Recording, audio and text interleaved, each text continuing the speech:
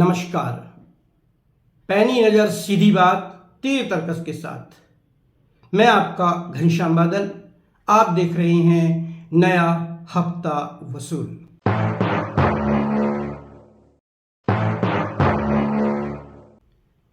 राष्ट्रीय राजनीति के सेगमेंट में खास आकर्षण का केंद्र है 5 राज्यों के विधानसभा चुनाव। बंगाल, असम, पुडुचेरी, तमिलनाडु और केरलम, इनकी लगभग 800 से ज्यादा विधानसभा सीटों पर चुनाव प्रचार जोरों पर है।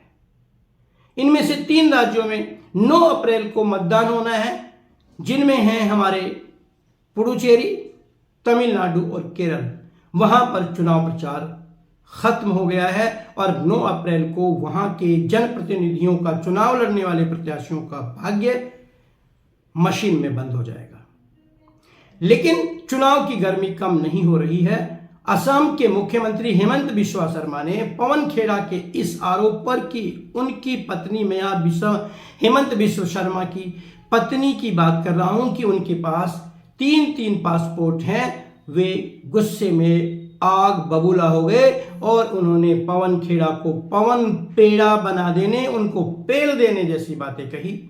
गुस्से में वो ये भी कह गए कि राहुल के साथ साथ कांग्रेस के अध्यक्ष मल्लिकार्जुन खड़गे भी पागलों जैसा व्यवहार कर रहे हैं। इस पर बड़ा प्रोटेस्ट हुआ है और इसका असर यदि असम में चुनाव परिणाम पर पड़े तो अचरज नहीं किया जाना चाहिए, क्योंकि भारतीय लोग इस प्रकार की भाषा को कभी भी समर्थन देने वाले नहीं रहे हैं।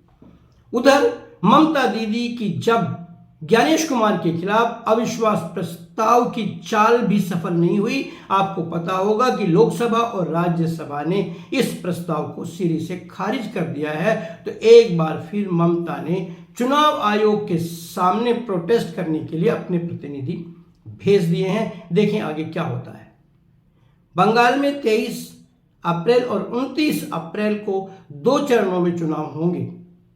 अभी तक पिछले 15 वर्ष से ममता बनर्जी का राज वहां पर चल रहा है और बंगाल के बाजीगर के तौर पर शाह दावा कर रहे हैं कि इस बार वहां की सरकार को हर हालत में उखाड़ कर दम लेंगे।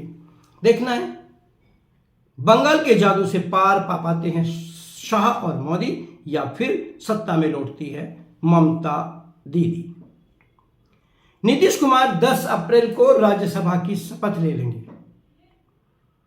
पहले ही वे एमएलसी के पद से इस्तीफा दे चुके हैं और उम्मीदें ये लगाई जा रही हैं कि शायद 10 अप्रैल को वे मुख्यमंत्री पद भी छोड़ देंगे और भाजपा वहां पर अपना मुख्यमंत्री बैठाने में कामयाब हो जाएगी।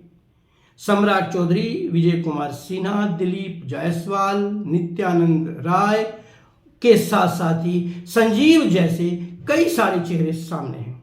लेकिन सब जानते हैं कि भाजपा चर्चा में रहने वालों को शायद ही मौका देती हो। राजस्थान इसका उदाहरण है, मध्य प्रदेश इसका उदाहरण है, हरियाणा इसका उदाहरण है। लेकिन हो सकता है सम्राट चौधरी के नाम की लॉटरी खुल जाए। कुछ कह नहीं सकते, ये राजनीति है साहब। राजनीति की रील देखने के बाद लौटते हैं सिल्वर स्क्रीन की तरफ। फिल्म सेगमेंट में एक बार फिर से धुरंधर 2 द रिवेंज मोटी कमाई कर रही है और धुरंधर 2 द रिवेंज ने अभी तक लगभग 1400 करोड़ रुपए का अंतरराष्ट्रीय बिजनेस कर लिया है। कि अगले हफ्ते भूत बंगला ऑन एयर हो जाएगी। भूत बंगला के साथ साथ राजकुमार राव की फिल्म टोस्टर भी देखने को मिलेगी आप सबको। तो फिल्म जगत में हमें देखना है कि क्या ये 2 फिल्में आकर धुरंधर के कमाल को फीका साबित कर पाती है नहीं, या फिर ये भी उड़ जाती है धुरंधर की धुआंधार कमाई के सामने। फिल्मों के बाद लौटते हैं साहित्य की दुनिया में। इन दिनों देहरादून में दून बुक फेस्टिवल चल रहा है। वहां गढ़वाली और कुमायूनी की लगभग 26 किताबों का विमोचन किया गया है, यानी एक प्रकार से क्षेत्रीय साहित्य को बढ़ावा दिया जा रहा है। तो वहीं साथ ही साथ मंगलुरु में तुलु लोक संस्कृति उत्सव में भी वहाँ स्थानीय संस्कृति को, वहाँ की लोक कलाओं को सामने लाने के लिए उत्सव आयोजित किया जा रहा है। उम्मीद करते हैं कि लोक संस्कृति लौटकर वापस आएगी। हालांकि इस क्षेत्र में बड़े बड़े खेल होते हैं अकादमियों के माध्यम से, लेकिन मैं आपको ले चलता हूं खेलों की दुनिया में। अगर हम भारत के संदर्भ में कहें तो इस समय भारत में IPL की धूम मची हुई है, इंडियन प्रीमियर लीग की।